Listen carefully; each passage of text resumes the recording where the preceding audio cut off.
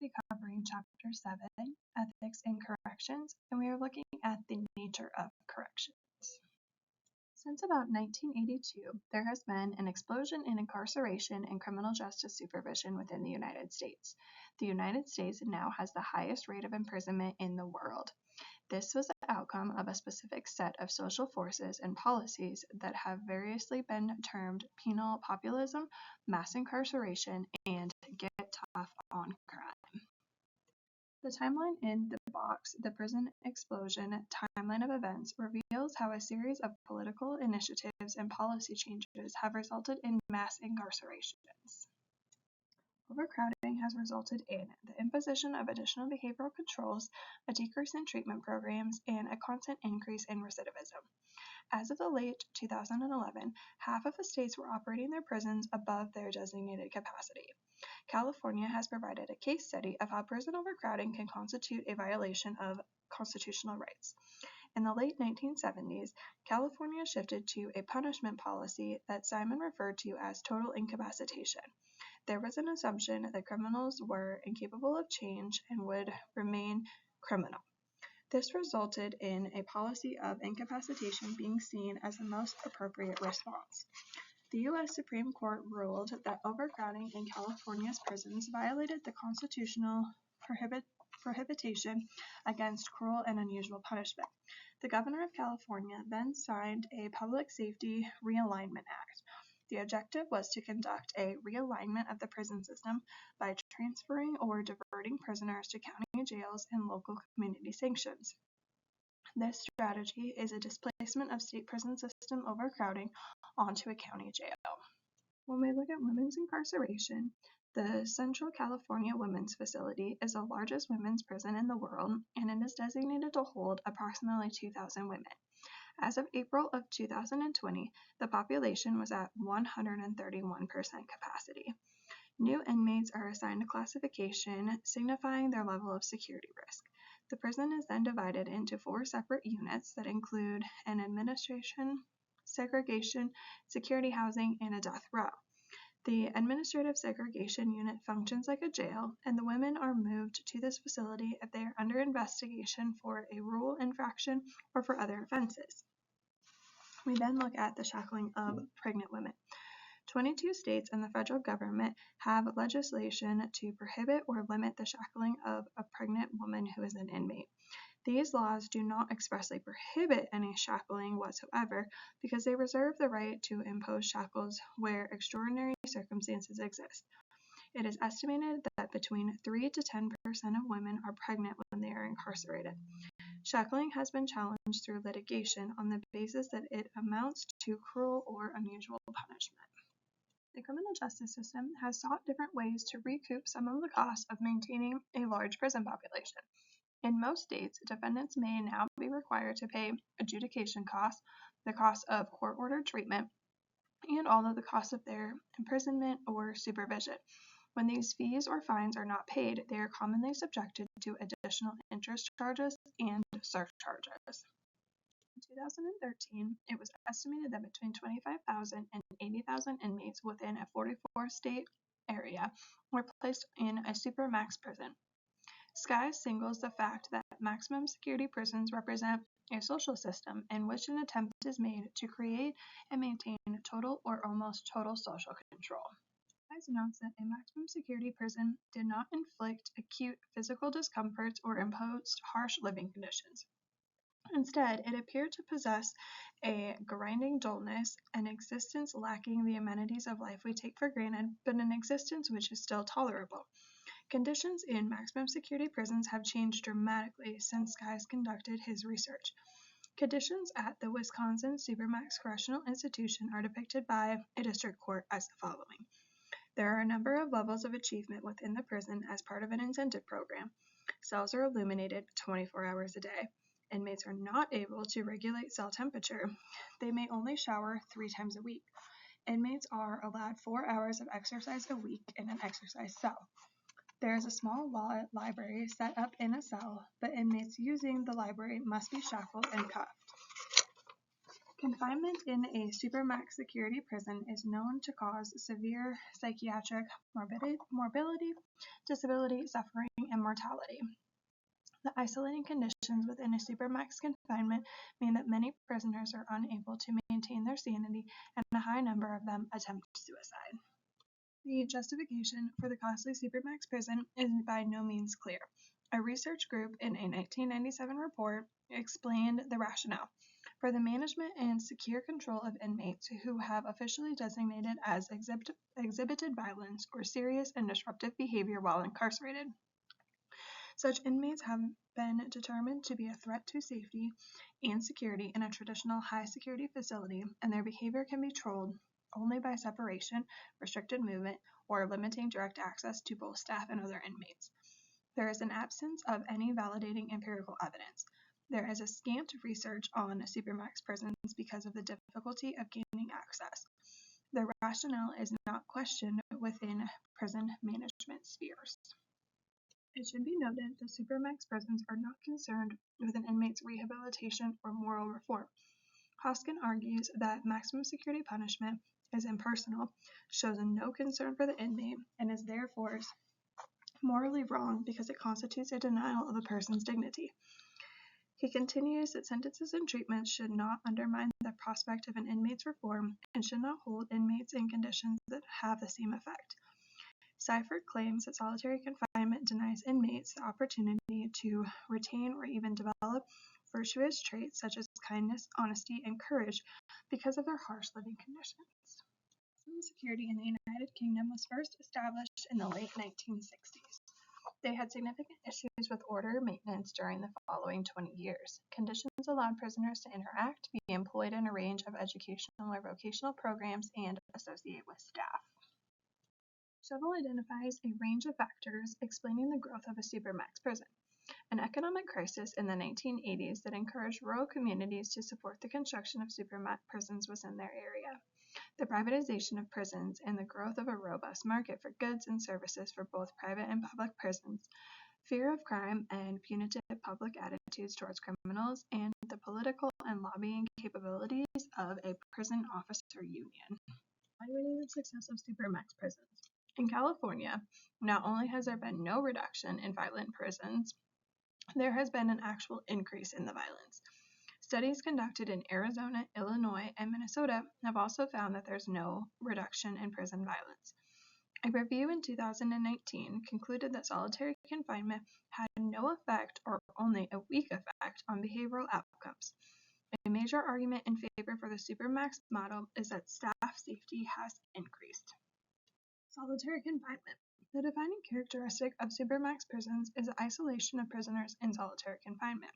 A new term, restrictive housing, has come into use, but it is not well defined. The United Nations Mandela Rules state an apparently straightforward definition of solitary confinement. This is confinement of a prisoner for 22 or more hours a day without any meaningful human contact.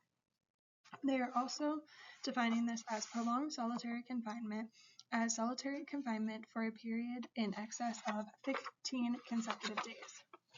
The expression of meaningful human contact remains unclear. Gunther maps three waves in the evolution of solitary confinement. First, it began in 1850, and it was championed by moral and religious reformers who believed that prolonged periods of solitary in a penitentiary led to a transformation from criminality. Second, in the 1960s and 1970s, it was led by behavioral scientists who believed in the power of psychology to re-socialize and rehabilitate criminals using the techniques of behavior modification. Third, commencing in the 1980s, prison administrators promoted and implemented notions of control that would reduce risk to prison staff by possible inmate violence and would support policy makers in designing regimes of total control within the experience of incarceration. Shovel explains three main forms of segregation. Punitive segregation, so for punishing prisoners' misconduct and usually imposed for a fixed period of time following a disciplinary adjudication. Protective segregation. This is used to hold voluntary prisoners apart from Gen Pop for their own protection, or administrative segregation, which is used to isolate prisoners that fall into certain categories, such as those who are an escape risk, gang members, predators, high risk, or terrorists. The Eighth Amendment prohibits cruel or unusual punishment, and solitary confinement has been challenged as a violation of this prohibition in the courts. The courts have, however, been reluctant to hold that access to human social contact is protected, or that supermax confinement may cause mental illness in a person who has no prior history of that illness. There is evidence that solitary confinement is becoming more normalized in prisons, and critics of this question how inmates placed in such conditions are able to exit them. Approximately 1/3 of all inmates are incarcerated in medium security prisons. Medium security prisons adopt many of the practices found within a maximum security. One difference is that inmates work without constant supervision in a medium security facility. Minimum security prisons only hold about 10% of all prisoners. The emphasis is this form of incarceration is on vocational training and treatment. Minimum security prisons emphasize a more normal life, the gates are open, and inmates even have a degree of privacy. Stateville opened in 1925, and during its first decade of operations, it was free from any sort of outside oversight. Early wardens were politically appointed individuals, and political patronage even decided the appointment of these officers. In the 1930s, prison officers worked up to 16 hours a day and regularly worked 12-hour shifts. They were untrained, underpaid, and physically unfit. Disciplinary measures included locking up an inmate in solitary confinement and stringing up. Violence between staff and inmates was very common. Stateville was ruled by Warden Joe Reagan, who sought to make Stateville the world's most orderly prison. He established an authoritarian regime. He demanded absolute loyalty from his officers. In exchange, he would ignore their physical assaults on inmates. He established a patriciary rule based on what Jacobs called charismatic authority. He distrusted all outsiders and declined to share authority with subordinates, informers who contributed to an atmosphere of security and distrust. Reagan stressed inmates' entitlement to good food, clothing, and housing. He maintained that they had no other entitlements beyond this, and those were all benefits that they should be considered privileges. Order was maintained with a set of comprehensive rules and regulations. In the Reagan era, rules were much more effective tools of prison management than in the cases today. The relationship between prison officers and inmates was one of great social distance. Under a traditional authority administration, the system of informers died out, and the relationship between prison officers and inmates became more complex and problematic. There were a great number of African American prison officers. Privilege for inmates became less valued. The civil rights movement contributed to inmate politicalization. The courts defined 4 general categories for prisoners' rights: prisoners' access to the court, to challenge convictions and treatment during confinement, the Eighth Amendment prohibition on cruel and unusual punishment, extending it to include conditions such as overcrowding and isolation, procedural protections that applied to decisions on issues like discipline, transfer, and eligibility for parole, and First Amendment freedoms like religion, assembly, and speech, as well as the prohibition on discrimination on the grounds of race. Many inmates, especially minorities, were provided with the political rhetoric and ideology that radicalized the prisons. Traditionally, solitary among inmates gave way to sectional arrangements between race. Professional administration emerged from a rational legal bureaucracy composition. The Department of Corrections, an education elite occupying the highest administration positions, and civilians filing specialized treatment rules in the prison. A new code of corrections included a more legalistic relationship with prison officers and prisoners. A gap between rules and working procedures was evident because rules were simply not followed. The principal reason for ignoring rules was a disorganization among the staff. Job responsibilities were not clearly defined, and staff operated according to tradition and not procedure. The introduction of counselors for the inmates took away the officers' role as the giver of favors for the inmates. The notion that an inmate subculture exists in prison was first proposed by Donald Clever. He argued that the inmates take on the customs and cultures of the penitentiary. Later studies have proposed that features of the inmate subcultures are imported into institutions by the inmates. In viewing popular images, it is easy to argue that men and women became prison officers because the occupation of guarding captives appealed more to them who were sadistic. Kaufman, drawing on her experience as a prison officer and as a researcher in the prison, contends that the importance model is inappropriate.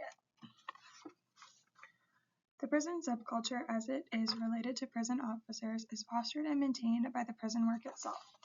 Initially, Kaufman entered the prison with sympathetic attitudes towards inmates and skeptical attitudes towards prison officers, but within a short period of time, her sympathies were reversed. Other new officers also appeared to undergo a very similar transformation. Prison officer recruits are socialized to the prison guard subculture during their training. Their individual motivation for joining corrections may contribute to their socialization. Kaufman found that the prison officer's occupation appeared that those who were unemployed or were from communities in which any state job was considered a significant benefit. Some recruits gave social work motivation for seeking employment as an officer, seeing the prison officer career as a stepping stone to other careers within criminal justice. Some 20% gave their main motivation as a desire to become a law enforcement officer. Kaufman found that officers tended to approve the values of the prison over their own established behavioral norms. There was a considerable dichotomy between the formalized training program for the officers that they would undergo and their on-the-job training at Walpole. New recruits were left to handle difficult and dangerous positions within the institution without receiving any substantial support from the administration. New officers also received little to no support from their fellow officers. Kaufman discussed how new recruits found themselves in a state of depression about the institution and the inmates. Recruits entered the prison tasked with the aim of being sympathetic towards inmates. Once there, they were thrown into a hazardous or difficult job, suffering isolation from colleagues and feeling the same degree of alienation from the administration and the inmates. To survive, prison officers had to give up old values and norms of behavior and adopt those of the officer subculture. Those recruits who were unable to adapt to prison values were subjected to ostracism, harassment, or assignment to the utmost bounds of the prison. Crouch and Marget argued that learned from more experienced prison officers how to perceive an inmate, how to manage them, and how to anticipate trouble. New recruits are continuously reminded of dominant inmates to keep a social distance from them and to keep the upper hand in dealing with inmates. Kaufman identified a normative code among prison officers that comprised 8 norms. Always go to the aid of an officer who is perceived to be in physical danger. Do not get too friendly with inmates. Do not abuse your authority with inmates. Keep your cool. Back your fellow officers in decisions and actions. Don't stab a coworker in the back. Cover your own butt and do not admit to mistakes. Carry your own weight. Defer to the experience and wisdom of the veteran COs, and mind your own business. Several researchers have argued that there is no prison officer subculture. There is very limited recent research on prison officer subculture within United States prisons. Different forms of power. With legitimate power, officers are invested with authority to command because of their position as a guard of prisoners. Coercive power is based on inmate perception that prison officers have the capacity to punish prisoners' disobedience. Reward power describes a situation where prisoners perceive that prison officers are able to issue rewards. Expert power is derived from a prisoner's perception that the prison officers have the same special skills or expertise, and reverent power is the power of a guard to exercise their power based on gaining the respect and admiration of other prisoners. Personal authority is derived from the way officers handle or deal with inmates. Officers do not feel that rules or the facts that they were wearing a uniform endow them with authority. Rather, they think it is necessary to develop and, in effect, earn the necessary authority. Under a legalistic authority, this is derived from legal foundations. Officers see themselves as part of the criminal justice system, having lawful authority over those who have broken the law. According to Sky's 1958 study, prison officials saw themselves engaged with the prisoners in a battle for compliance that superseded any task of reform or rehabilitation. He points to the existence of violence, sexual violence, and theft as commonplace events within a prison. He concludes that officers need to negotiate their power rather than simply enforce their authority due to constraints imposed on an officer's use of force by the prison society. Physical violence was always affected by the low guard-inmate ratio and by the danger that using violence might touch off further violence. Supervisors evaluate prison officers on their ability to control inmates. Skies considers that punishments are insufficiently different from the regular routine of prison life to count for anything.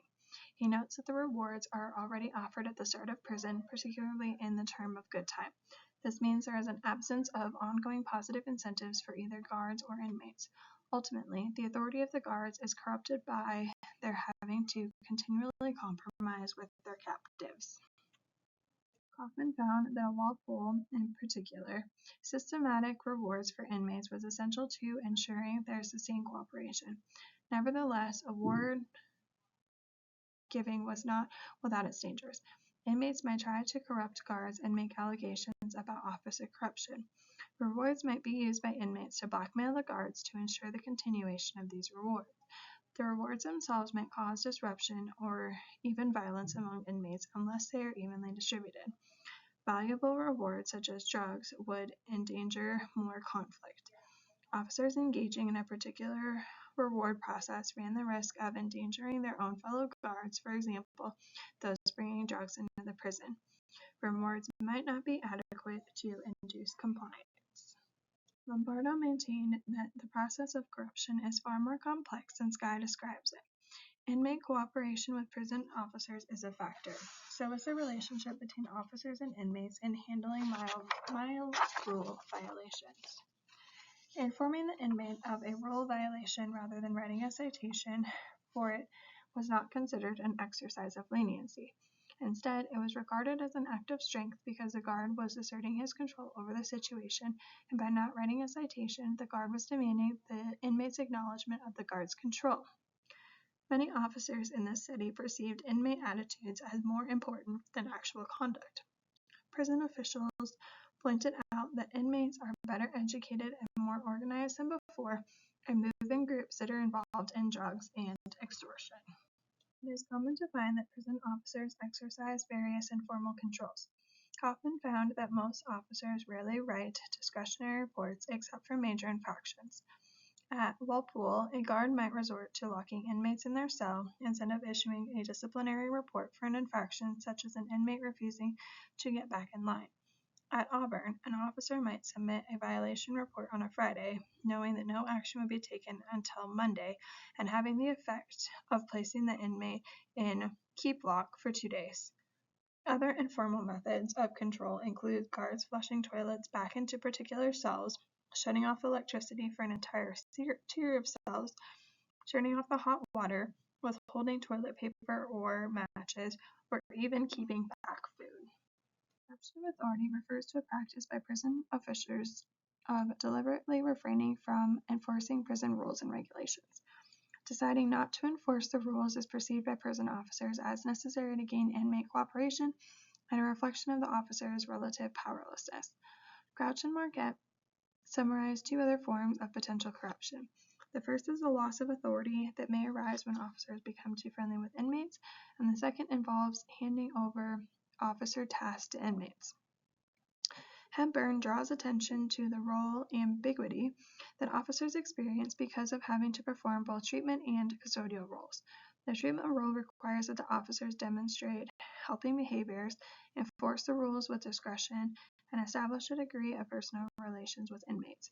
In contrast, the custody role calls for impersonal relationships, a controlling demeanor, and a complete enforcement of prison rules. Juvenile institutional facilities and adult community facilities were contracted out early to the private sector. Privatization was a consequence of prison litigation that forced states to meet constitutional requirements for a safe or humane confinement condition. Rather than changing their policies by reducing incarceration or reducing recidivism, states opted to use a private facility.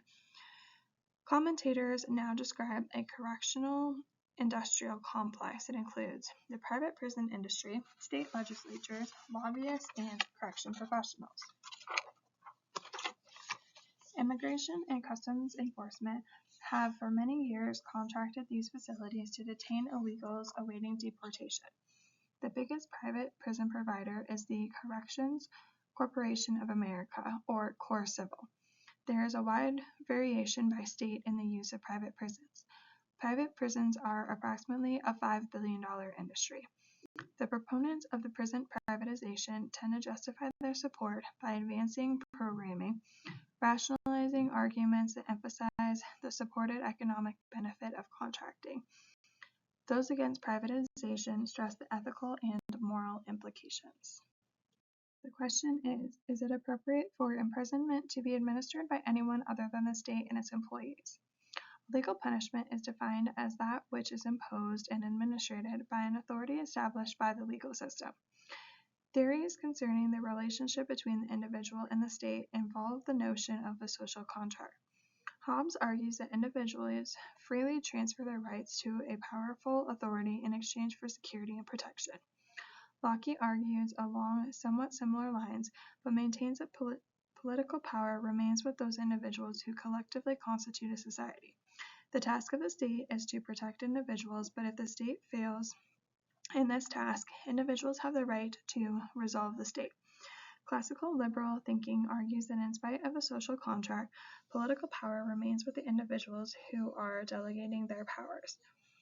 Consistent with this approach is the idea of the minimal state. The notion of privatization stresses the role of the state as a minimal and in fact questions the very principle of the state monopoly on crime control and punishment. Opposed to classic liberal philosophy in the view that the state has a sole right to use legal coercive power. Weber argues that offenders violate laws and that these laws are created by representatives of the state and, in fact, in themselves constitute the state. In the state that possesses sole authority to use coercive force or punishment, between its sovereignty based on the supremacy of the rule of law has been a violation of criminal act. There is an issue with the quasi-judicial function exercised by prison administrations. A number of stages and issues in the process of imprisonment give rise to the quasi-judicial duties.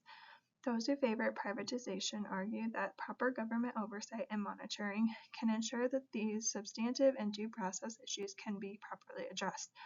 This tends to ignore the fact that the administration and staff of private prisons owe a duty to the company that employ them. Proponents of privatization raise the issue of the symbolicism surrounding punishment in the form of the uniform and insignia of correctional staff and the judiciary that express the public nature of punishment. Supporters of privatization argue, on the other hand, that symbolism is less important than substance. Those against the privatization of prisons find it a cause for concern that private corporations are attempting to make a profit on the punishment of people by running a prison. This position essentially questions whether a private corporation is likely to put its own interest in welfare ahead of the interest of justice. Historically, the prison system, however, has profited from the use of prison labor employed by private contractors, and particularly in the southern states, leasing out prisoners to corporations with the standard feature of the prison system. Corporations running private prisons may seek to influence policymakers and administrators to ensure that these private prisons continue to be built and that they continue to profit from a high rate of incarceration. The argument against privatization is that expanding the state's resources to punish will increase state control. Lilly and Knepper have shown that there is an overlap between the interests of corporation, unions, and agencies. Those opposed to private prisons argue that the use of force by employees of private companies raises questions about the legitimacy of any exercise of force by these employees. Some believe that the private companies will try to cut costs through inadequate staffing and training of private prison staff. This will result in a greater willingness to use force to maintain order. It is unrealistic to argue that private prison staff should be prohibited from using any force. State employees would have to be located in the prisons and called on for the use of force when necessary. This would defeat the purpose of privatization. In 2022, 48 states prohibited persons with felony convictions from casting a vote. The Sentencing Project estimated that in 2022, 4.6 million Americans were forbidden from voting. 26 states denied voting rights to people on a felony-level probation or parole. As a result of advocacy pressure, 8 states have expanded voting rights to some non-incarcerated people since 2020. Disenfranchisement has an ancient history and in modern times reflected the common law notion of the attainder, under which offenders can lose all of their civil rights. Arguments that are used to support this include the social contract argument, the so-called electoral purity. Arguments in favor of prisoners having the right to vote include voting would encourage prisoners to take a more active role in society as they reintegrate into it. Ethically, it could be argued that those affected by decisions ought to have some say in making those decisions. If prisoners were able to vote, politicians would need to take account for their concerns, and they might reveal the serious deficiencies that exist in the penal policy and practice. Prohibited categories of persons from voting results in inequality and is inconsistent with the democratic principles that in elections every voice should be heard. Some philosophers have argued that the democratic theory justifies excluding some felonies from the franchise or even requiring it. For the past decade, there have been several changes in state disenfranchisement policies. Delaware removed its 5-year waiting period for most offenses in 2013. South Dakota began this with felony probationers in 2012. Iowa initially did this with all state residents who had completed their sentences by executive order in 2005, but reversed it in 2011. In 2016, Alabama facilitated the process of right restoration following the completion of a sentence for persons not convicted of a crime of moral turpitude. Public opinion surveys have shown that 8 in 10 Americans support voting rights for those who have completed their sentence. Almost 2/3 support voting rights for those on probation or parole. Substance abuse substantially impacts correctional populations. The opioid misuse crisis has revealed steep rises in the rate of opioid abuse over the past 2 decades. When combined with behavioral counseling, medications can decrease opioid use and increase social functioning. Only 11% of inmates in need of substance use disorder treatment in correctional institutions actually receive this treatment. Correctional practices and policies favor a drug-free detoxification view, while either using a cold turkey approach or an approach that relies on a treatment specific for symptoms that the client is exhibiting. Older inmates are the fastest growing segment of the inmate population in the United States in 2021. Research has established that prisons are characterized by inmates suffering chronic health conditions. Inmates commonly face health risks similar to those found in non-inmates 7 to 10 years older than those in the general population. Compassionate release is also termed medical parole when used to refer to a person exhibiting or expecting a death due to a terminal illness. 46 states have laws for compassionate release, but eligibility criteria vary from state to state. In all 46 states, the compassionate release law eligibility requires a chronic, permanent, terminal, or irreversible physical or mental illness, condition, or disease. Why is this underutilized? The provisions are complex. Inmates may be unaware of their right to apply, and public officials are the ones that have the power to grant release, and they may be reluctant to grant it.